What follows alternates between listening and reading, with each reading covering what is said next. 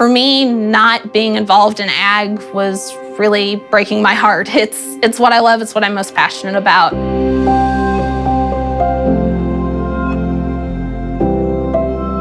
When my grandpa was in the FFA, women weren't even allowed in the organization. We can weld, we can work on engines, we can do anything any other guy can do. When she sets her mind to something, nobody's getting in the way of that. Farming isn't in our blood. I guess I'll say it's in Krista's blood. It just skipped a couple generations. In first grade, Krista had a class project where they took half of a milk carton and planted a seed to watch it grow. Well, we planted hers out in the back. She took care of it, nurtured it, and it ended up being probably a 7 or 8 foot sunflower. We were not surprised at all when she wanted to dive into ag when she started high school.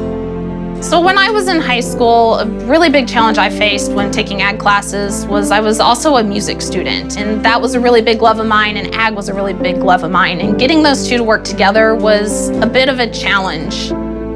Once she's found a passion for something, she's always gave well over 100%. She's a very hard worker, very determined. As a freshman, I initially had to give up all honors classes to keep an ag class. So I sat down with one of my administrators and they told me, hey, Krista, you can't be successful in both of these things at the same time. You gotta pick one or the other. You'll never be successful in both. Are you sure you wanna take that class? You know, that'll probably hurt your GPA. Girls typically don't take that class.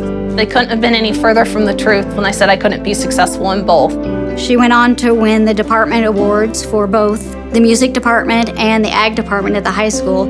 I doubt that there's anyone else who's ever done that in those two categories. They're very different worlds. When she went on to receive her master's degree, the university that she attended was not an ag school, but she made it a priority that her research had to be based on the ag industry. She has always worked so hard. I started working at the Bear Research Farm. Doing the work out there, I did an ag science placement, led to my American FFA degree. After she got involved with the FFA and she took off with that, it was obvious that's where she was headed. Some people think that maybe things come easy to her because she's so successful. It's because of how hard she works and what effort she puts into anything that she's trying to achieve. The American FFA degree is received by less than 1% of FFA members. I've always been interested in digital ag and the ag tech industry. Climate put those two loves together. When Krista started with Climate, one of her first comments she made to me was, I found my dream job. I'm able to use those skills that I learned with data management in grad school, and I'm always teaching people, working with teams, working with growers. Her position at Climate was perfect. It was kind of like it was written for her. There's a lot of new technologies out there, and what Climate does essentially is we take this new technology and we put it into a format that's accessible and easy for growers to use and implement on their operations.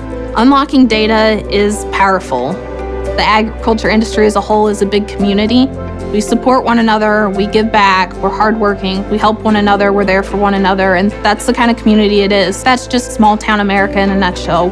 I really believe in what digital ag can do for growers. My name is Krista Russell. I am a customer experience advocate based in St. Louis, Missouri.